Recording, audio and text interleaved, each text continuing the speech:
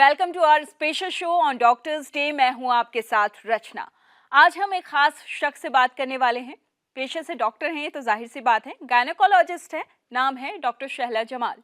और सबसे महत्वपूर्ण बात है, ये एक ऐसी चीज़ के लिए लड़ रही हैं। इन्होंने फाउंडेशन बनाया है और लोगों को सही इलाज देने की कोशिश कर रही हैं, जिनके बारे में हमारे देश में बात करने से लोग घबराते हैं, बात नहीं करते। दरअसल society of menstrual disorders and hygiene की फाउंडर भी हैं डॉक्टर शैला, और उनसे करेंगे हम बातचीत और जानेंगे कि किस तरह की परेशानियां महिलाओं को भारत में आती हैं इस बारे में बात करने में, और एक डॉक्टर क्या चाहता है अपने मरीज से, लोगों से। डॉक्टर शैला, आपका बहुत बहुत स्वागत है हमारे इस खास शो में। Thank you so much.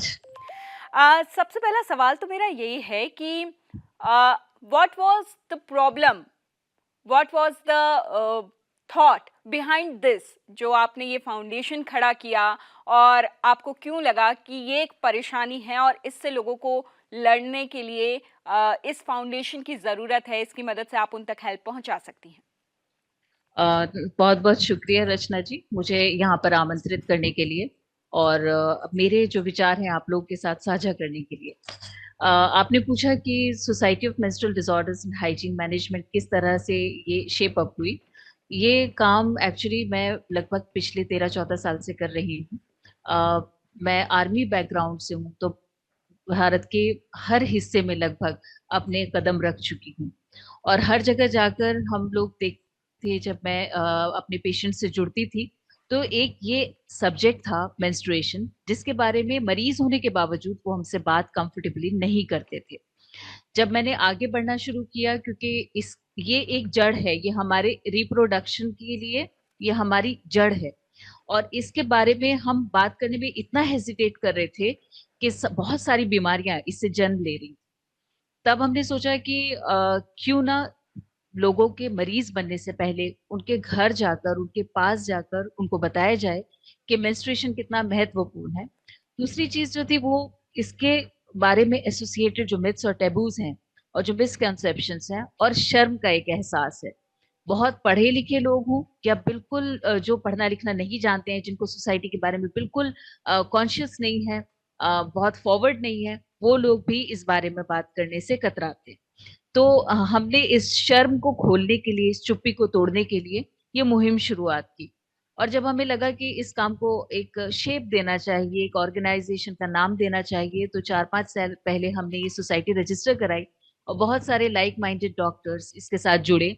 और अभी हम पूरे मतलब गर्व के साथ कह सकते हैं कि पूरे हिंदुस्तान में हमारे पांव जम चुके हैं और हमारे डॉक्टर्स हर स्टेट में काम कर रहे हैं, बहुत सेल्फलेसली काम कर रहे हैं ताकि लोगों को एजुकेट कर पाए। और हमारी एक कोशिश है कि सिर्फ महिलाओं को नहीं, बल्कि जो आदमी है, मेन इन मेंस्ट्रुएशन है, उसको भी हम आगे लाएं और हम सबके साथ इस बारे में बात करें। ना ही सिर्फ मेन, ना सिर्फ विमेन, बल्कि बच्चों के साथ इसकी शुरुआत करें।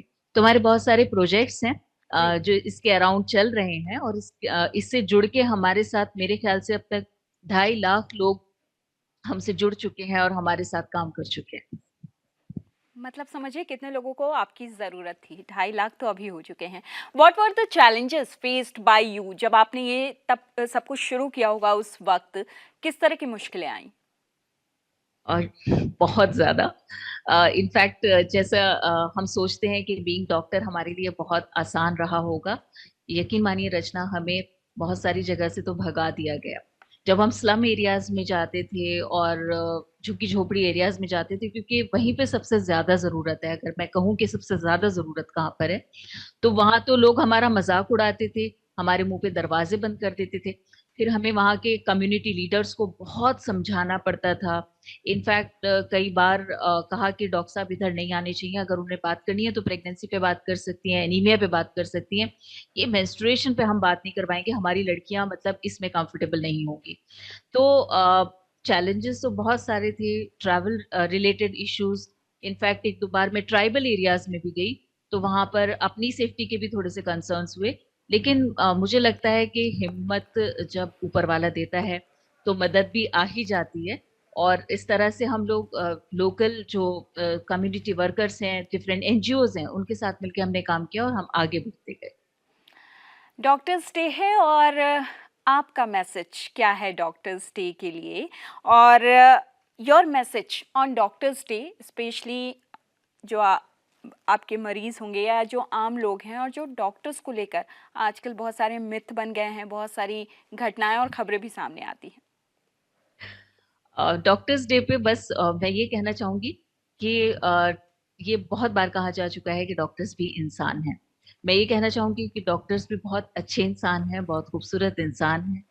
और शायद ही कोई ऐसा डॉक्टर होगा जो ये चाहता होगा कि मेरा मरीज ठीक ना हो। अगर पूरे दिन में हम एक दुआ मांगते हैं, पूरे दिन में अगर हमें ऊपर वाले से, भगवान से जुड़ने का एक मौका मिलता है, तो सारे डॉक्टर सिर्फ एक चीज मांगते हैं कि मेरे हाथ में शिफा दे, मेरा मरीज सही होकर जाए, मेरे मरीज को प्रॉब्लम ना हो। तो मेरा मैसेज सभी डॉक्टर्स के लिए, फेलोज के लिए और सारी जनता जो अगर देख रही है, जितने लोग देख रहे हैं, कि प्लीज हेजिटेट मत कीजिए। डॉक्टर्स भी आपकी पूरी मदद करना चाहते हैं, आप कोऑपरेट कीजिए, जुड़िए और अगर पॉसिबल हो तो एक डॉक्टर दोस्त भी बनाइए। डॉक्टर शैला, हमसे बातचीत करने के लिए बहुत बहुत शुक्रिया, और डॉक्टर्स डे के मौके पर आपने जो संदेश दिया है, मुझे पूरी उम्मीद है कि अच्छी तरह लोग समझ गए होंगे और डॉक्टर आज भी भगवान का रूप है और उनके हाथ से आपको जीवन मिलता है। तो आज वो दिन है जब आप खुलकर अपने डॉक्टर को थैंक्स बोल सकते हैं। डॉक्टर शैला, हमसे बातचीत करने के लिए बहुत बहुत शुक्रिया आपका। Thank you so much.